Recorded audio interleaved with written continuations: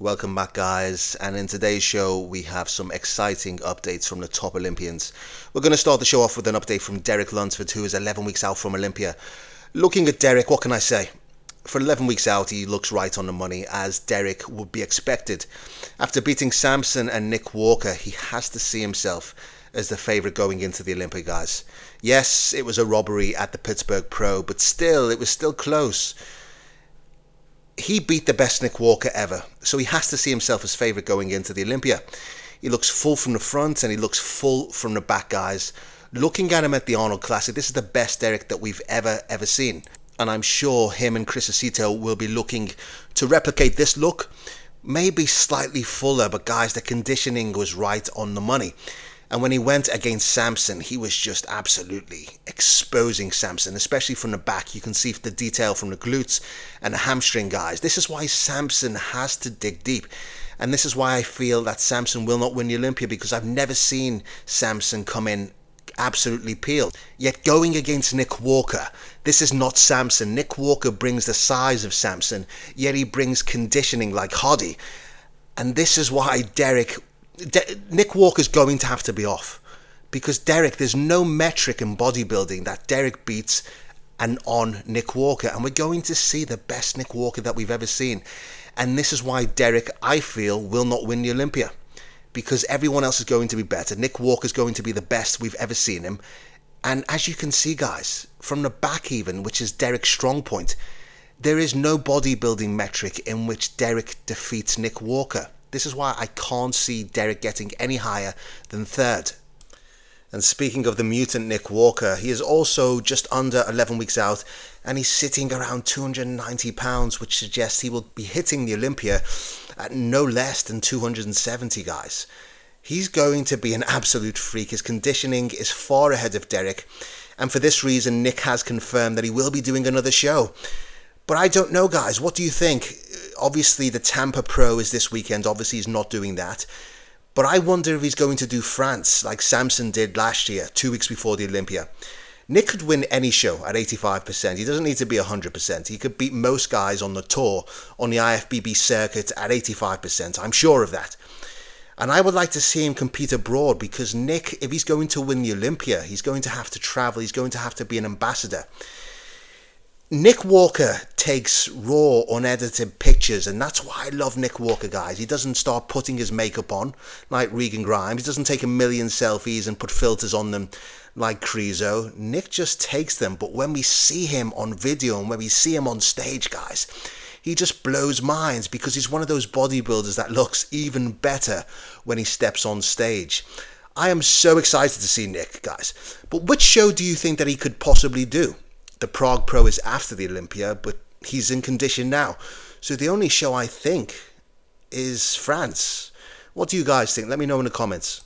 And last but not least, out of the big three, we have another update from Hadi, who is looking absolutely insane. Even though the picture's got like 100 times filter on it, we always know Hadi comes in condition. And guys, Hadi is looking monstrous. And I can tell you now, if Hadi comes in condition with this size, then it is unfortunately game over, because I do believe he's the most complete by far on the Olympia stage. However, because of Mr. Trump's embargo on Iran and many other countries, we don't know if he's going to be able to get a visa. So how disappointing, guys, that politics could ruin possibly one of the greatest Olympias of all time. But if Hadi is able to get the visa, guys, and he comes in this shape, my question to you, my friends, is it really possible for Nick Walker to beat this kind of physique? Not only with the condition, but with the newfound size that Hadi has added. I don't know. This is why, again, guys, I can't stress enough, this is going to be one of the greatest Olympias of all time. We need to see the greatest warriors. My only concern for Hadi is, has he improved from the back? Because last Olympia, the back was underwhelming. But everything else, guys, again, I'm posting this because it is perfection. Even how he poses. Nick Walker will capitalize on any weakness that is displayed by Hadi.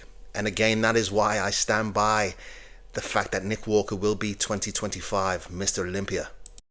And someone who is going to be transitioning from classic into open is Stefan Matala. Guys, that is an incredible physique. His coach, Patrick Tor, is quoted as saying that Stefan has one of the best physiques in the Open. With the tiny waist, there is nobody like him in the Open. I strongly disagree. I mean, he looks amazing in the most muscular. And I'm not saying he's an Instagram bodybuilder, guys, but when you put him up against the likes of Andrew Jack, the likes of Samson Dowda, he has an amazing physique. But guys, he is years away from cracking the top 6. He needs about 20 more pounds to fill out certain poses like the front double. Yes, he's got everything, the skin, the muscle bellies. But guys, to be a top guy, let's not start getting ahead of ourselves now. To be a top 6 Olympian, guys, you don't just need aesthetics, but you need absolute mass. In this mass monster era, guys, I just don't think that Stefan is there.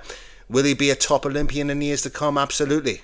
Obviously, it doesn't take a genius to look at the man's physique and see that he's going to be dangerous. But guys, we must have learnt our lesson that you can't just judge your physique on Instagram. You have to look at them on stage, and he is 8 weeks out from his pro debut, so let's see what he looks like.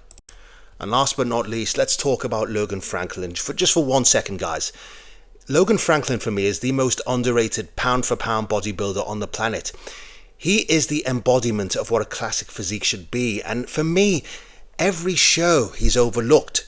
Now, at this year's Arnold Classic, he finished second to Mike Sommerfeld, and Mike Sommerfeld is excellent. But guys, Mike Sommerfeld doesn't have the beautiful aesthetics, the lines, the crispness, the polish that Logan Franklin does.